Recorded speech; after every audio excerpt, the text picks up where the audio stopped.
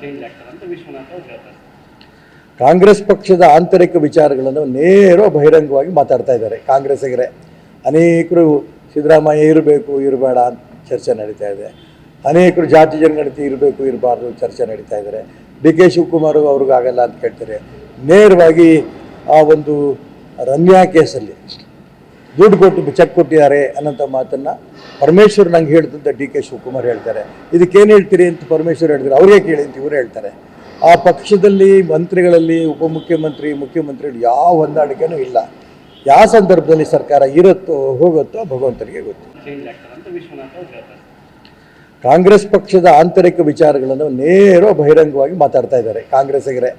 ಅನೇಕರು ಸಿದ್ದರಾಮಯ್ಯ ಇರಬೇಕು ಇರಬೇಡ ಅಂತ ಚರ್ಚೆ ನಡೀತಾ ಇದೆ. ಅನೇಕರು ಜಾತಿ ಜನಗಣತಿ ಇರಬೇಕು ಇರಬಾರ್ದು ಚರ್ಚೆ ನಡೀತಾ ಇದ್ದಾರೆ. ಡಿ ಕೆ ಶಿವಕುಮಾರ್ ಅವ್ರಿಗಾಗಲ್ಲ ಅಂತ ಕೇಳ್ತಾರೆ. ನೇರವಾಗಿ ಆ ಒಂದು ರಮ್ಯಾ ಕೇಸಲ್ಲಿ ದುಡ್ಡು ಕೊಟ್ಟು ಚೆಕ್ ಕೊಟ್ಟಿದ್ದಾರೆ ಅನ್ನೋಂಥ ಮಾತನ್ನು ಪರಮೇಶ್ವರ್ ನಂಗೆ ಹೇಳ್ತಂತ ಡಿ ಕೆ ಶಿವಕುಮಾರ್ ಹೇಳ್ತಾರೆ. ಇದಕ್ಕೇನು ಹೇಳ್ತೀರಿ ಅಂತ ಪರಮೇಶ್ವರ್ ಹೇಳ್ತಾರೆ. ಅವ್ರಿಗೆ ಕೇಳಿ ಅಂತ ಇವರು ಹೇಳ್ತಾರೆ. ಆ ಪಕ್ಷದಲ್ಲಿ ಮಂತ್ರಿಗಳಲ್ಲಿ ಉಪಮುಖ್ಯಮಂತ್ರಿ ಮುಖ್ಯಮಂತ್ರಿಗಳು ಯಾವ ಹೊಂದಾಣಿಕೆನೂ ಇಲ್ಲ. ಯಾವ ಸಂದರ್ಭದಲ್ಲಿ ಸರ್ಕಾರ ಇರುತ್ತೋ ಹೋಗುತ್ತೋ ಭಗವಂತನಿಗೆ ಗೊತ್ತು.